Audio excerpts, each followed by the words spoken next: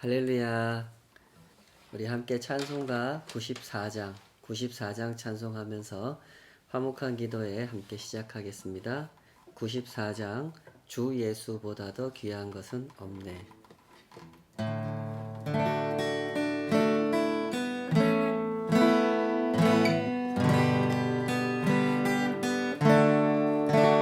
주 예수보다 더 귀한 것은 없네. 이 세상 보기와 바꿀 수 없네. 영주를 내 대신 돌아가신 그 놀라운 사랑 잊지 못해. 세상 즐거움 다 버리고 세상 자랑 다 버렸네. 주 예수보다 더 귀한 것은 없네. 예수밖에는 없네. 주 예수보다 더 귀한 것은 없네. 이 세상 명예와 바꿀 수 없네. 이전에 즐기던 세상 일도 주 사랑하는 맘 뺏지 못해. 세상 즐거움 다 버리고 세상 자랑 다 버렸네. 주 예수보다 더 귀한 것은 없네. 예수밖에는 없네. 주 예수보다 더 귀한 것은 없네. 이 세상 행복과 바꿀 수 없네. 유혹과 핍박이 몰려와도 주 섬기는 내 맘 변치 않아. 세상 즐거움 다 버리고 세상 자랑 다 버렸네. 주 예수보다 더 귀한 것은 없네. 예수밖에는 없네.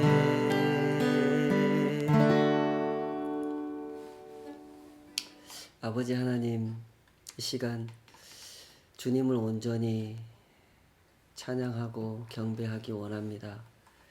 우리의 마음과 생각이 인생을 살아가는 한 걸음 한 걸음의 그 방향성이 온전히 주님을 향하기를 주님을 앙모하며 주님을 따라가는 한 걸음 한 걸음이기를 소원하며 주님 앞에 나아갑니다. 우리의 고백을 들어주시고 우리의 간구를 어루만져 주시옵소서.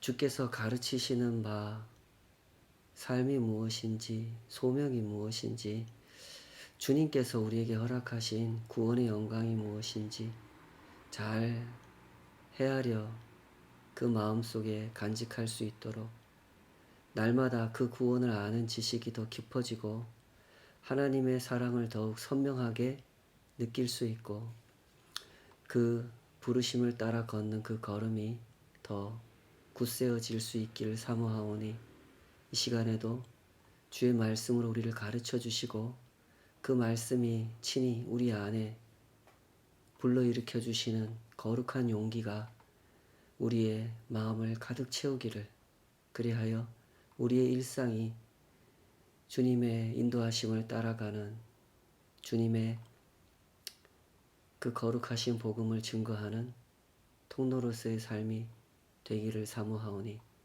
우리를 붙잡아 주시옵소서. 주의 은혜 가운데 배우고 그 은혜 가운데 기도하기 원하오니 함께하여 주시옵소서. 예수님의 이름으로 기도하옵나이다. 아멘.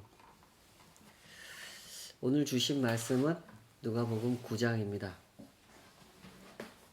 누가복음 9장 28절에서 36절까지 너희는 그의 말을 들으라, 이런 제목으로 하나님 말씀 함께 살펴보도록 하겠습니다. 본문을 다 잘 읽으신 줄로 믿고 시작해 보겠습니다. 너희는 그의 말을 들으라. 우리가 신앙생활을 하면서 당연하기도 하고 또 어렵기도 한 그런 문제가 있죠. 그것은 우리가 하나님에 대해서 잘 모른다라고 하는 점입니다.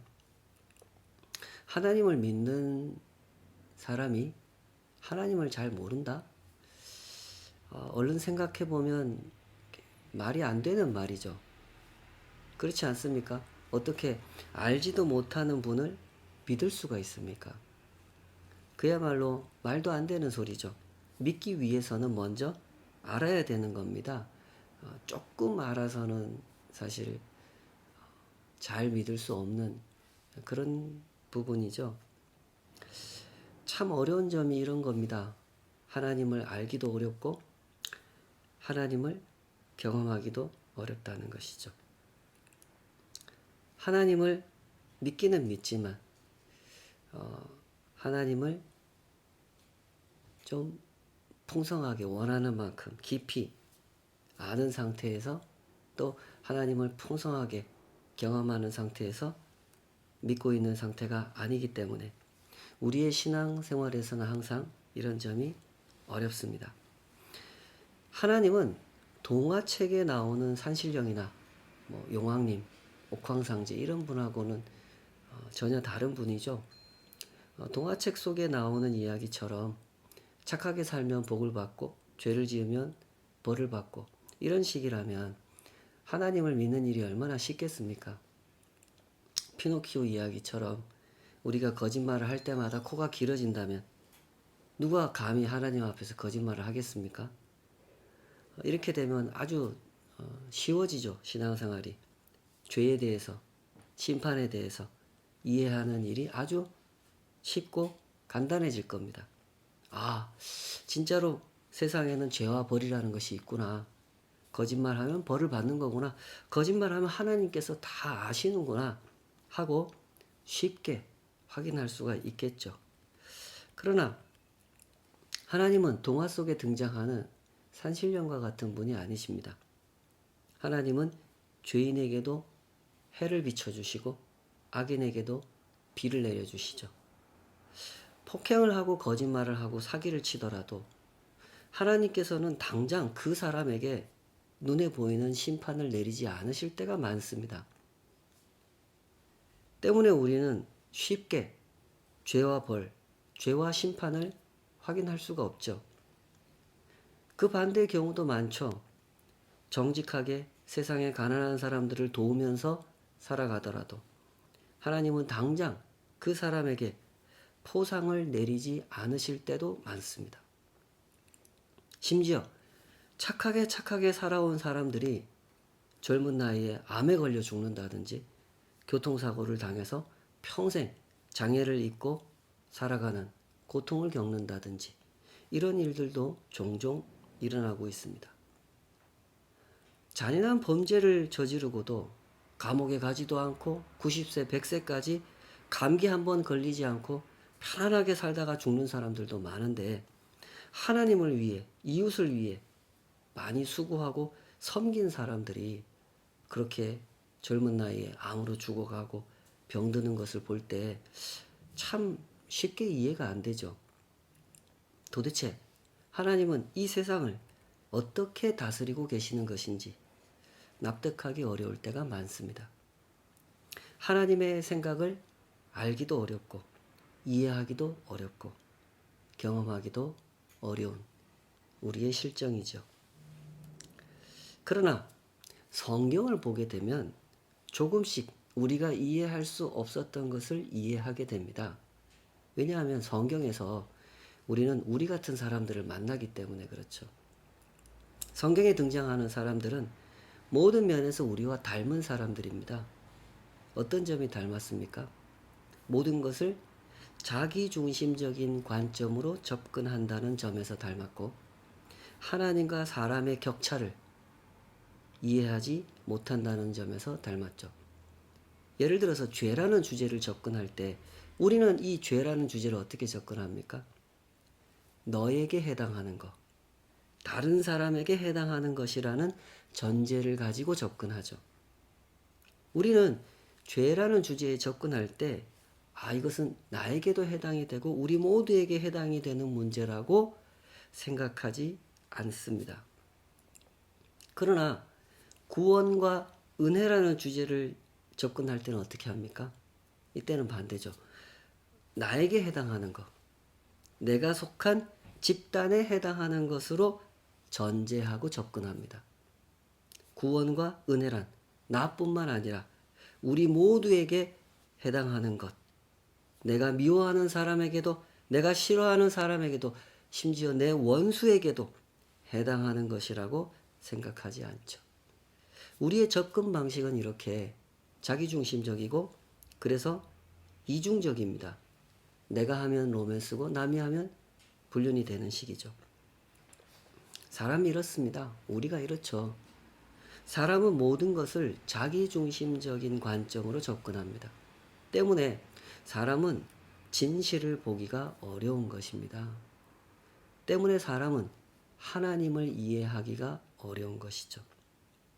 하나님과 사람이 얼마나 크게 다른지, 얼마나 다른 관점을 가지고 모든 것을 바라보는지 그것을 잘 이해하지 못하는 것입니다.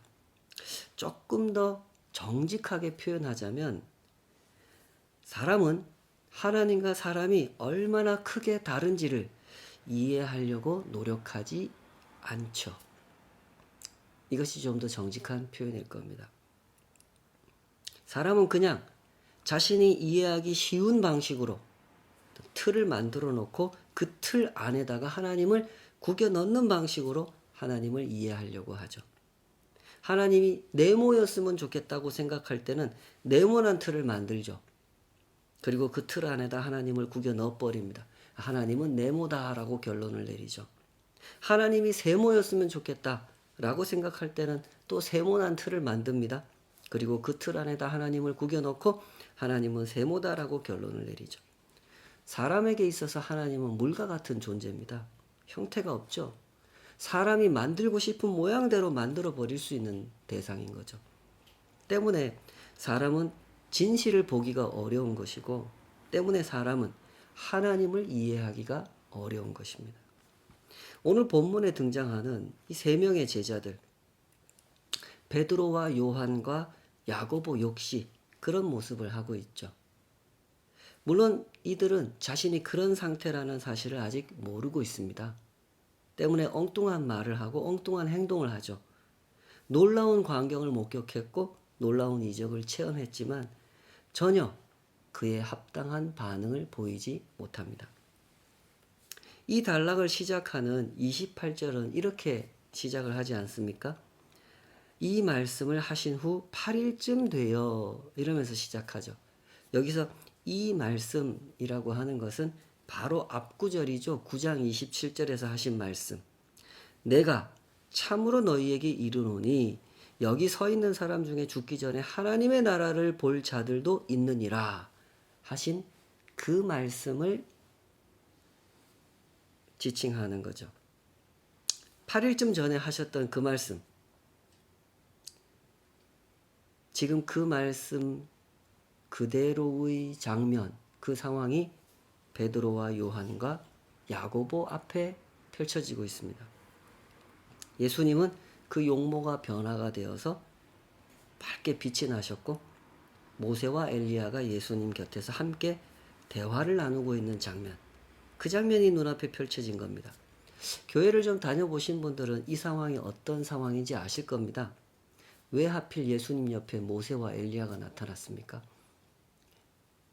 엘리사는 안 되고 뭐 사무엘은 안 됩니까?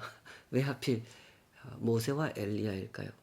모세와 엘리야는 하나님의 나라가 이 땅에 임해서 하나님의 구원이 성취된다 라고 하는 구약 성경의 예언을 대표하는 인물이기 때문에 지금 이 순간에 등장을 하게 된 거죠. 구약 성경이란 그런 책입니다. 창세기부터 말라기까지 구약 성경이 설명하는 모든 내용은 온전히 하나님의 나라, 하나님의 구원을 설명하는 것이죠.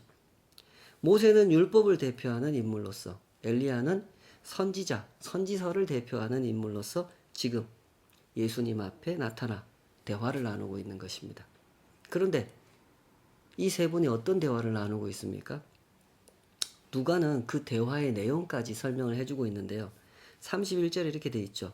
영광 중에 나타나서 장차 예수께서 예루살렘에서 별세하실 것을 말할세 이렇게 돼 있죠.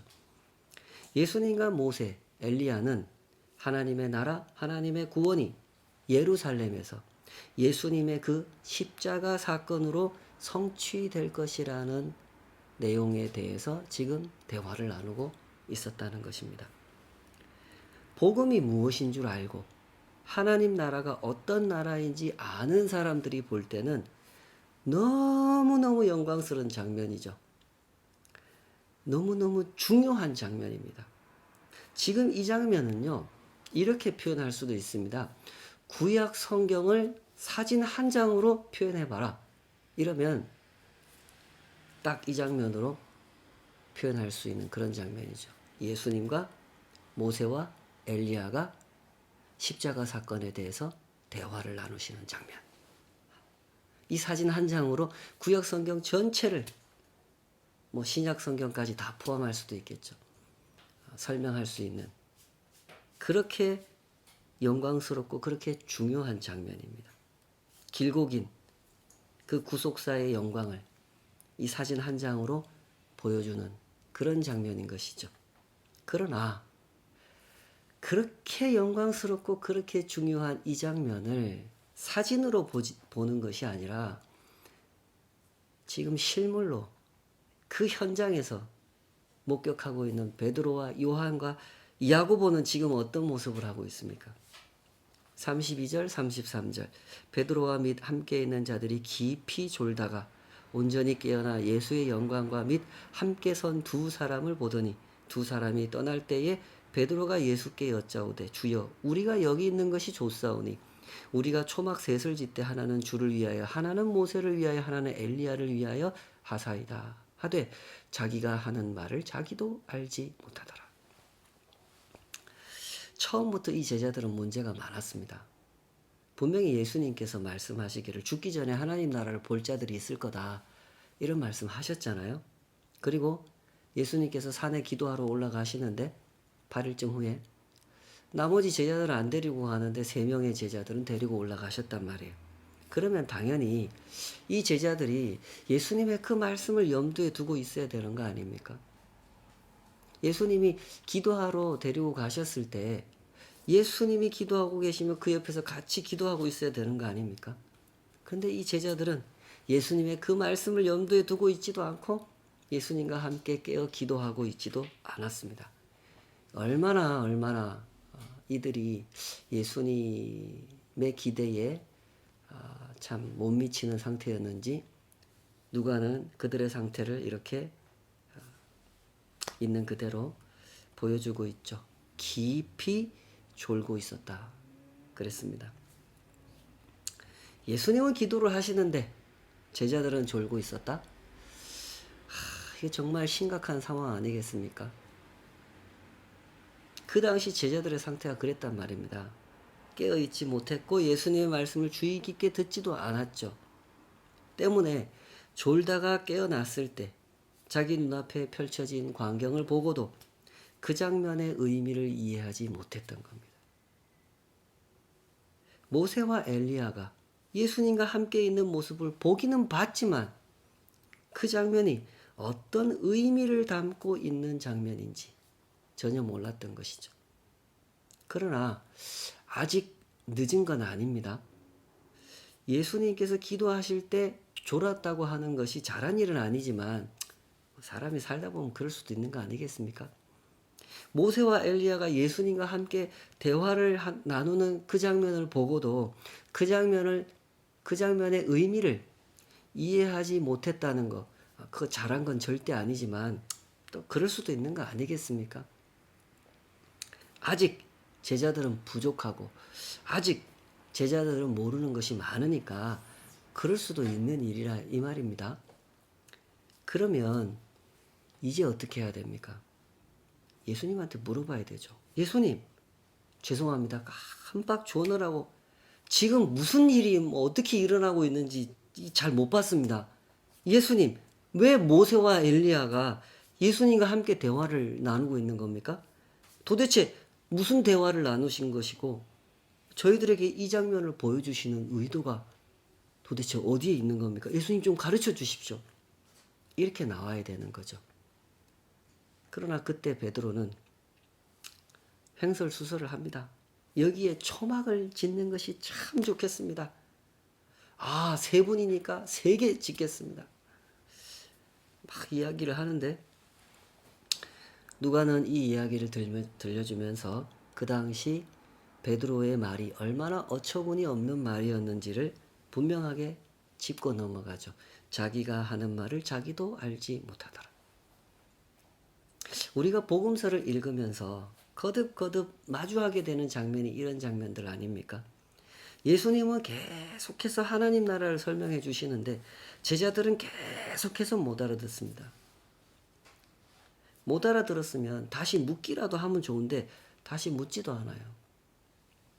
그러면서 엉뚱한 반응을 보이고 엉뚱한 결론을 내리죠. 그냥 성급하게 추측하고 자기 마음대로 결론 내려버립니다.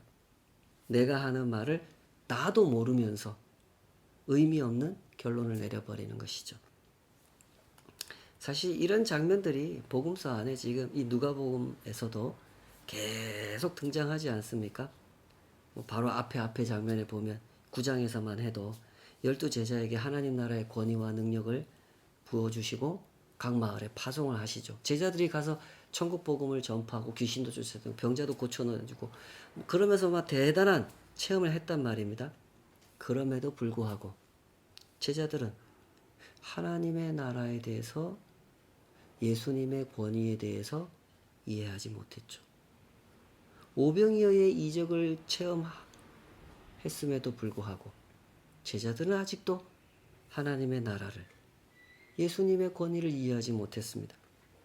예수님이 하나님의 그리스도이심을 엘리야가 오신 게 아니라 침례 요한이 다시 살아난 게 아니라 어떤 선지자가 예수님의 모습으로 나타난 것이 아니라 예수님은 하나님이 약속하신 그 기름 부으신 자, 하나님께 택함 받은 자, 구원자라는 사실을 확인해 주시고 너희가 나를 따르려면 날마다 자기를 부인하고 자기 십자가를 지고 나를 따라야 된다. 너희가 나를 따랐으면 좋겠다. 라고 하는 예수님 따름의 의미를 설명해 주셨음에도 불구하고 제자들은 예수님께서 하시는 말씀을 전혀 알아듣지 못하고 있었습니다. 왜 못 알아들었습니까? 자기 중심적인 접근 방식을 고치려 하지 않았기 때문이죠. 자기한테 그런 접근 방식의 태도가 있다는 것조차 몰랐기 때문에 그랬던 것이죠. 하나님의 나라에 대해서 이해하려고 하면요, 반드시 있어야 되는 게 있습니다. 그것은 하나님의 관점을 알아야 됩니다. 하나님의 구원에 대해서 이해하려면 하나님의 접근 방식을 알아야 하는 것이죠. 그런데 자기의 관점을 고집한 채로 하나님의 나라도 하나님의 구원도 자기가 만들어 놓은 틀 안에서 이해하려고 했기 때문에 제자들은 하나님의 나라도 이해할 수가 없었고 하나님의 구원도 이해할 수 없었던 거죠. 심지어 자기가 어떤 틀을 만들어 놓고 있는 상태인지 자신도 자기의 틀을 몰랐기 때문에 무슨 말을 막 하기는 하지만 자기가 하는 말을 자기도 몰랐던 것입니다. 때문에 이 순간 하나님께서 등장하시죠. 34절 36절 이 말 할 즈음에 구름이 와서 그들을 덮는지라 구름 속으로 들어갈 때에 그들이 무서워하더니 구름 속에서 소리가 나서 이르되 이는 나의 아들 곧 택함을 받은 자니 너희는 그의 말을 들으라 하고 소리가 그침에 오직 예수만 보이더라. 제자들이 잠잠하여 그 본 것을 무엇이든지 그때에는 아무에게도 이르지 아니하니라. 베드로가 자신도 알지 못하는 그 말을 할 즈음에 하나님께서 구름을 등장시켜서 그들을 덮어버리셨죠. 그러자 곧 그들은 두려움에 사로잡히게 됩니다. 무슨 상황이 벌어지고 있는지 정확히 아는 것은 아니었지만 그 압도하는 분위기 앞에서 도저히 감당할 수 없는 두려움을 느꼈던 거죠. 그때 그 구름 속에서 하나님의 음성이 들립니다. 이는 나의 아들 곧 택함을 받은 자니 너희는 그의 말을 들으라. 하나님께서 원하시는 것은 겁을 주려고 하시는 게 결코 아니죠. 하나님은 그들이 예수님에 대해서 제대로 알기를 원하셨고 예수님의 말씀을 듣기를 원하셨던 겁니다. 예수님이 하나님의 택함을 받은 자라는 말의 의미를 이해하고 예수님에 대해서 그 하나님의 택함을 받으신 분이 어떠한 모습으로 하나님의 구원을 성취하는지를 이해하고 그 길을 따르기를 원하셨던 거죠.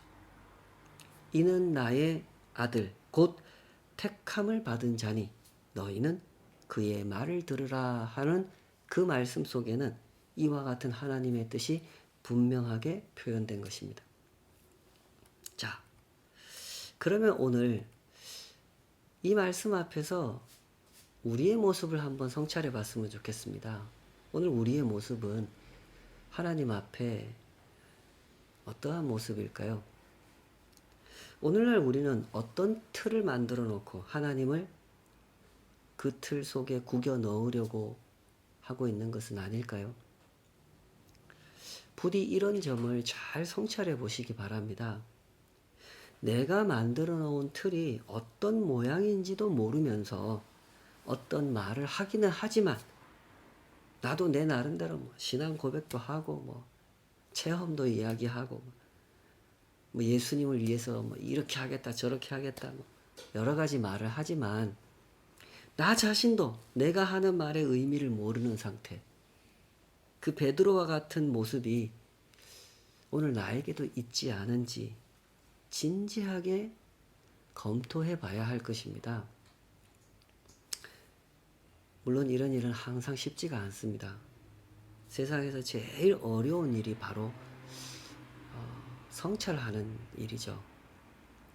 자신을 성찰하는 일. 참 어려운 일입니다. 그러나 은혜를 구하면서 진실을 보기 원하는 사람, 하나님의 하나님 되심을 제대로 알기 원하는 사람은 하나님께서 눈을 열어주시고 길을 열어주실 줄로 믿습니다. 이는 나의 아들 곧 택함을 받은 자니 너희는 그의 말을 들으라 하신 그 말씀을 가슴 깊이 묵상하시기 바랍니다. 왜 사람이 자꾸 막 말을 하려고 그럽니까? 하나님 앞에서 하나님 말씀을 들으려고 하지 않고 왜 자꾸 자기 말을 하려고 하는 것일까요? 내가 지금 누구 앞에 서 있는지 모르기 때문에 그렇죠. 하나님께 택함 받으신 그리스도가 무엇을 하려고 하시는지 모르기 때문에 그런 것입니다. 사람과 하나님의 격차가 얼마나 큰지를, 사람과 하나님의 관점이 얼마나 다른지를 이해하지 못하기 때문에 자꾸만 하나님 앞에서 들으려고 하기보다는 말을 하려고 하는 것이죠. 그러나 하나님의 하나님 되심을 이해하기 시작하면 모든 상황이 달라집니다. 그때는 이제 들으려고 하죠. 감히 하나님 앞에서 무슨 말을 하려고 생각하지를 않는 것이죠. 들음으로써 그는 이해하려고 하는 것입니다. 내가 보는 죄와 하나님께서 보시는 죄가 어떻게 다른지 그때 그는 이해하게 되는 것이고, 내가 생각하는 구원과 하나님께서 이루시는 구원이 어떻게 다른지를 알게 되는 것이죠. 그래서 그 구원의 은혜를 깨닫게 되는 것이고 그 구원의 부르심을 따르게 되는 것이죠. 베드로, 요한, 야고보, 이 사람들이 누굽니까? 누가복음이 기록되던 당시 이 시점에서 보면요, 당시에 베드로, 요한, 야고보는요 어엿한 교회의 지도자입니다. 나이도 지긋이 드셨죠.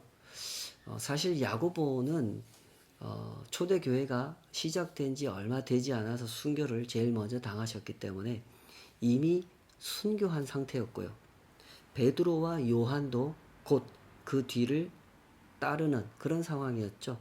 어쩌면 누가복음이 기록되었을 당시에 베드로는 이미 순교했을지도 모르는 시간을 계산해 보면 그렇습니다. 누가복음이 정확히 언제 쓰여졌는지 모르기 때문에 확실히 말하기는 어렵지만 대략 비슷한 시기이죠. 요한도 꽤 오래 생존하긴 했지만 역시 순교한 것으로 전승해서 알려지고 있죠. 자, 베드로, 요한, 야고보, 이 사람들은 오늘 이 장면에서는, 이 변화산에서는 너무나 이 형편없는 모습을 보여줍니다.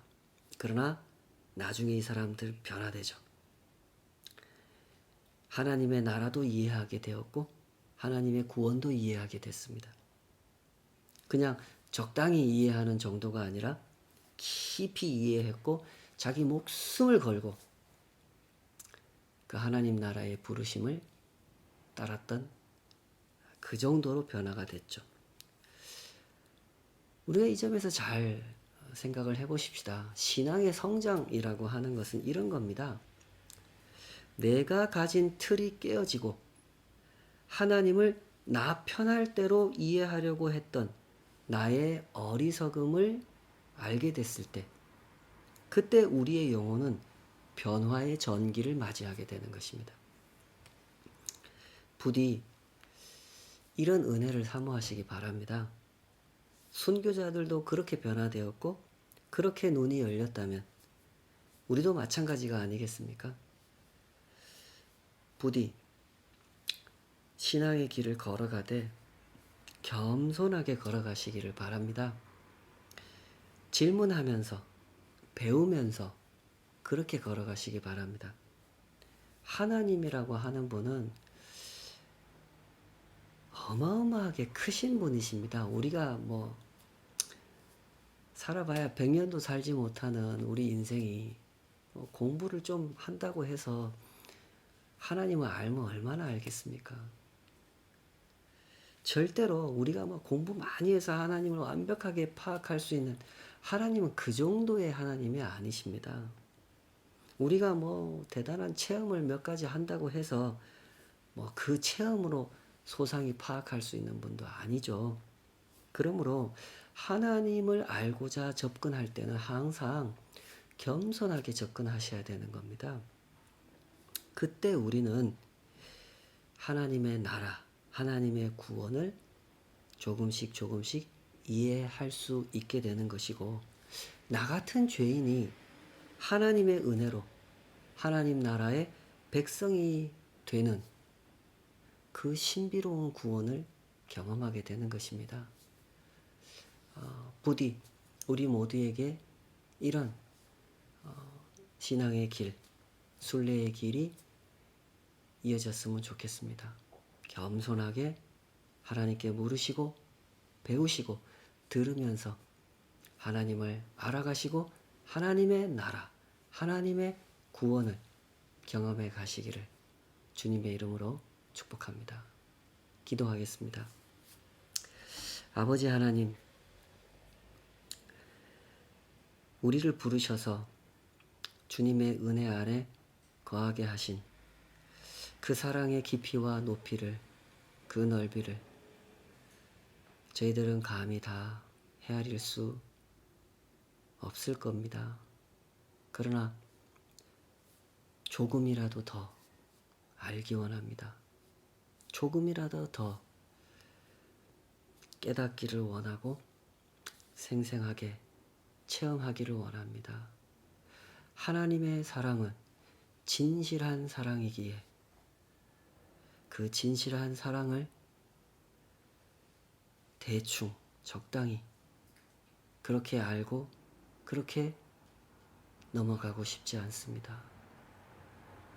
그 진실하신 사랑을 조금이라도 더 제대로 알고 조금이라도 더 온전히 누리고 싶습니다.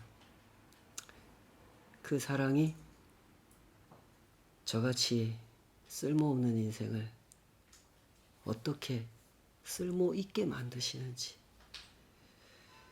저 같은 죄인을 어떻게 은혜 입은 백성, 용서받은 백성으로 변화시켜 놓으시는지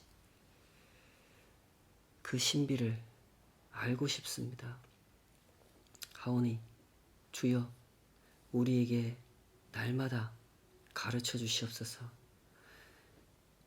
하나님 말씀을 대할 때마다 그 말씀을 거울로 볼 수 있도록 우리의 눈을 열어주시고, 성경 속에 등장하는 사람들이 우리와 얼마나 닮아 있는 사람인지 그 진실을 볼 수 있게 하여 주시옵소서.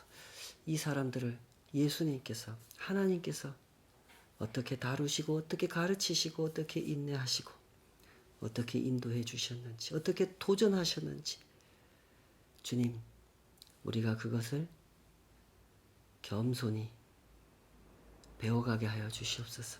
그렇게 주님의 나라, 주님의 구원을 알고 누리고 증거할 수 있도록 우리 모두를 인도하여 주시옵소서. 예수님의 이름으로 기도하옵나이다. 아멘.